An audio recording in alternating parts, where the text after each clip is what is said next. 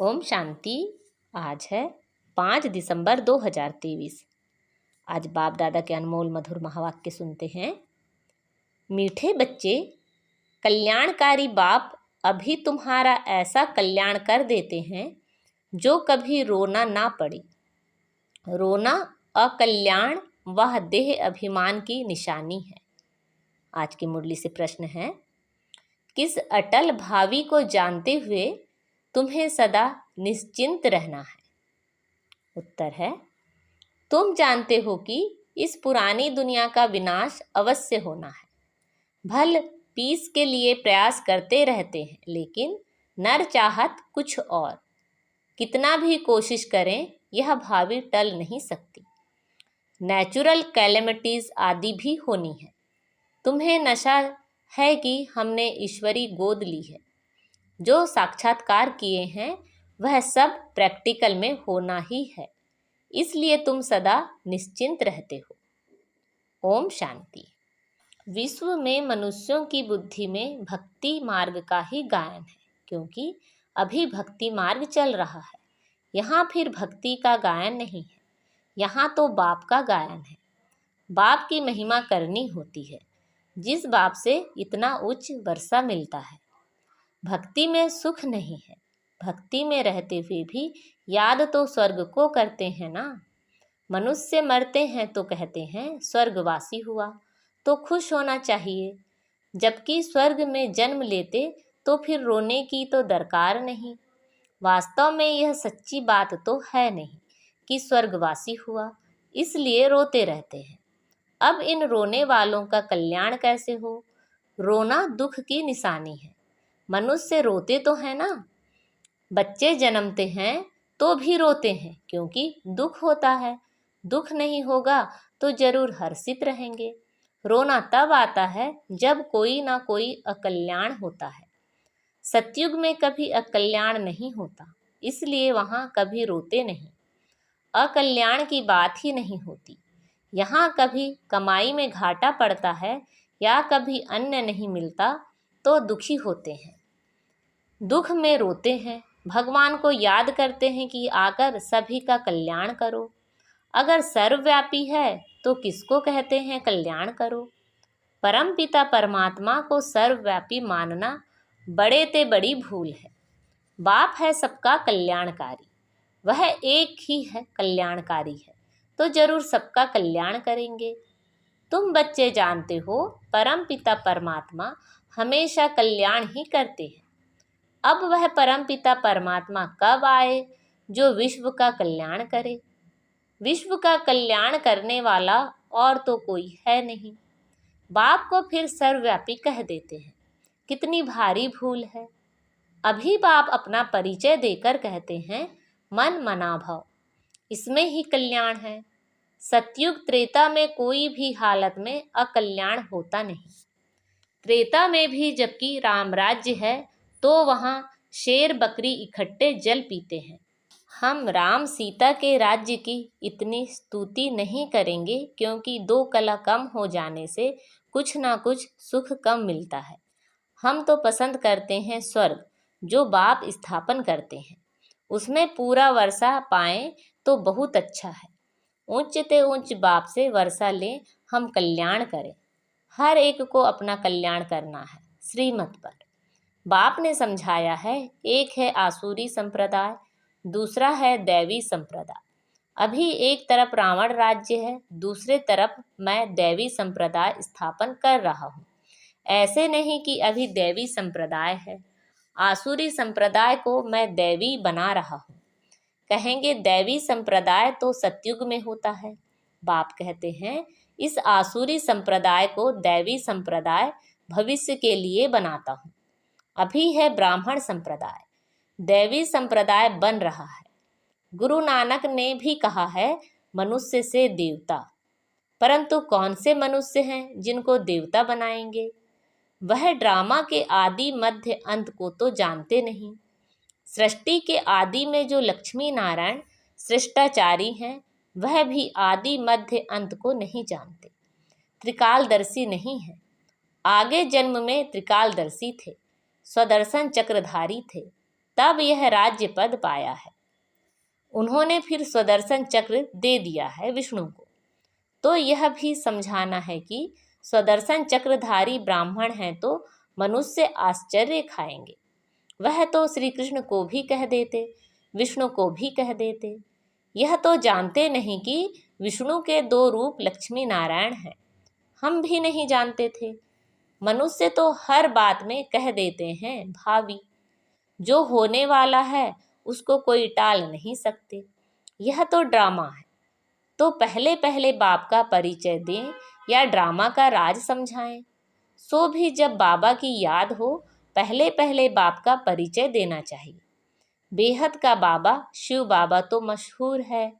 रुद्र बाबा भी नहीं कहते, शिव बाबा नामी ग्रामी है। बाप ने समझाया है कि जहाँ जहाँ भक्त हैं उन्हों को जाकर समझाओ। अखबार में पढ़ा था, मनुष्य कहते हैं कि हिमालय की इतनी मल्टी मिलियन एज है। अब हिमालय की कोई आयु होती है क्या? यह तो सदैव है ही। हिमालय कभी गुम होता है क्या? यह भारत भी अनादि है। कब रचा गया उसकी एज नहीं निकाल सकते। वैसे हिमालय के लिए भी नहीं कह सकते कि यह कब से है। इस हिमालय पहाड़ की आयु गिनी नहीं जाती। ऐसे थोड़े ही कहेंगे कि आकाश की व समुद्र की आयु इतनी है। हिमालय की आयु कहते हैं तो समुद्र की भी बताएं। कुछ भी जानते नहीं। यहाँ तो तुमको बाप से वर्षा पाना है। यह है ईश्वरीय फैमिली।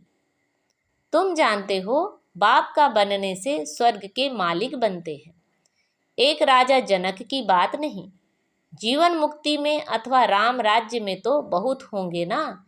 सबको जीवन मुक्ति मिली होगी। तुम सेकंड में जीवन मुक्ति पाने के पुरुषार्थी हो। बच्चा बने हो, मम्मा बाबा कहते हो। जीवन मुक्ति तो मिलेगी ना। समझ सकते हैं, प्रजा तो ढेर की ढेर बनती जाती है। दिन प्रतिदिन प्रभाव तो निकलना है ना। यह धर्म की स्थापना करना बड़ी मेहनत है। वह तो ऊपर से आकर स्थापना करते हैं। उनके पिछाड़ी ऊपर से आते जाते हैं। यहाँ तो एक एक को राज्य भाग पाने का लायक बनाना पड़ता है। लायक बनाना बाप का काम है। जो मुक्ति जीवन मुक्ति के लायक थे सबको माया ने नालायक बना दिया है। 5 तत्व भी नालायक बने हैं। फिर लायक बनाने वाला बाप है। तुम्हारा अभी सेकंड सेकंड जो पुरुषार्थ चलता है, समझते हैं कल्प पहले भी फलाने ने ऐसा ही पुरुषार्थ किया था। कोई आश्चर्यवत भागंती हो जाते हैं, फारकती दे देते हैं, प्रैक्टिकल देखते रहते हैं। यह भी समझते हैं विनाश सामने खड़ा है। ड्रामा अनुसार सबको एक्ट में आना है। नर चाहत कुछ और। वह चाहते हैं पीस हो, परंतु भावी को तुम बच्चे जानते हो। तुमने साक्षात्कार किया है। वह भल कितना भी माथा मारेंगे विनाश ना हो, परंतु यह भावी टल नहीं सकती। अर्थक्वेक नेचुरल कैलेमिटीज होगी। वह क्या कर सकते? कहेंगे यह तो गॉड का काम है। तुम्हारे में भी बहुत थोड़े हैं जिनको इतना नशा चढ़ता है और याद में रहते हैं। सब तो परिपूर्ण नहीं बने हैं। तुम जानते हो यह भावी टलने की नहीं है। अन्य नहीं है। मनुष्यों के रहने के लिए जगह नहीं है। 3 पैर पृथ्वी के नहीं मिलते। तुम्हारा यह है ईश्वरीय परिवार, माता पिता और बच्चे। बाप कहते हैं मैं बच्चों के आगे ही प्रत्यक्ष होता हूँ, बच्चों को सिखाता हूँ। बच्चे भी कहते हैं हम बाप की मत पर चलते हैं। बाप भी कहते हैं मैं बच्चों के ही सम्मुख आकर मत देता हूँ। बच्चे ही समझेंगे। नहीं समझते हैं तो छोड़ो, लड़ने की कोई बात नहीं।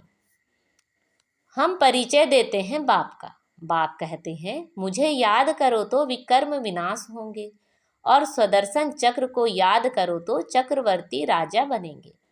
मन मना भाव, मध्याजी भाव का अर्थ भी यह है।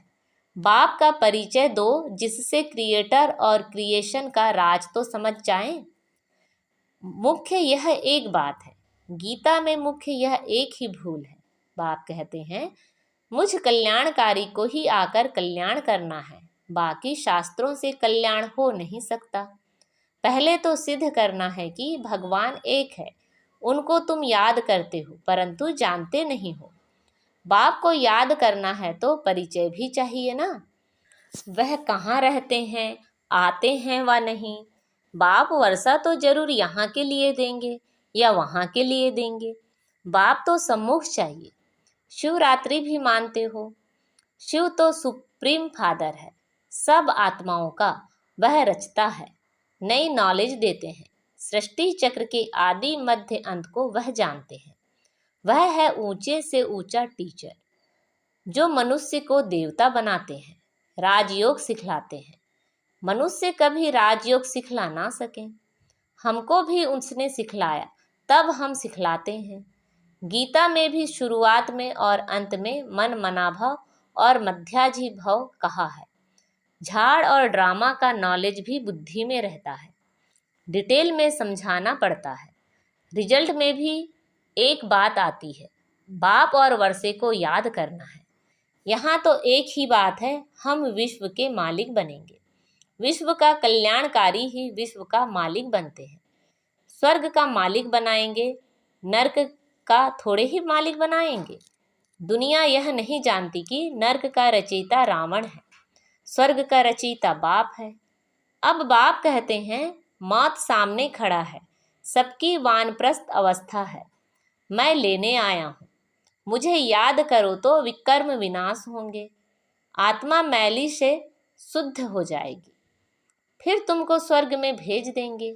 यह निश्चय बुद्धि से किसी को समझाना है, तोते मौफिक नहीं। निश्चय बुद्धि को फिर रोने की व देह अभिमान में आने की बात नहीं रहती। देह अभिमान बहुत गंदा बना देता है। अब तुम देही अभिमानी बनो, शरीर निर्वाह अर्थ कर्म करो, वह तो कर्म सन्यासी बन जाते हैं।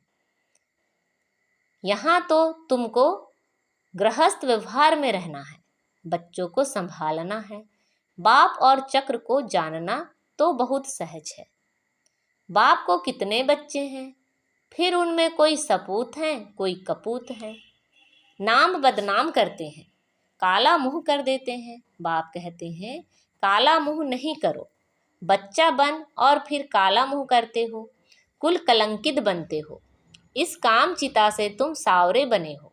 काम चिता पर थोड़े ही जल मरना है, हल्का नशा भी नहीं होना चाहिए। सन्यासी आदि अपने फॉलोअर्स को ऐसे थोड़े ही कहेंगे, वह रियलिटी में नहीं है।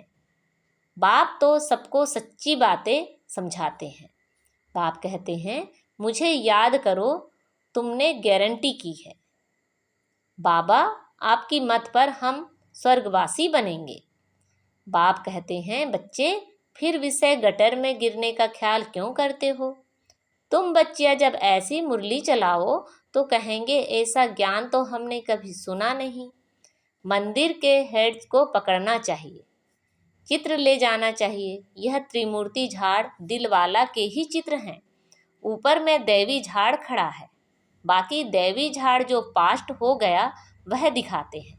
ऐसी सर्विस कोई करके दिखाए, तब बाबा महिमा करे। इसने तो कमाल की है, जैसे बाबा रमेश की महिमा करते हैं। प्रदर्शनी विहंग मार्ग की सर्विस का नमूना अच्छा निकाला है। यहाँ भी प्रदर्शनी करेंगे, चित्र तो बहुत अच्छे हैं।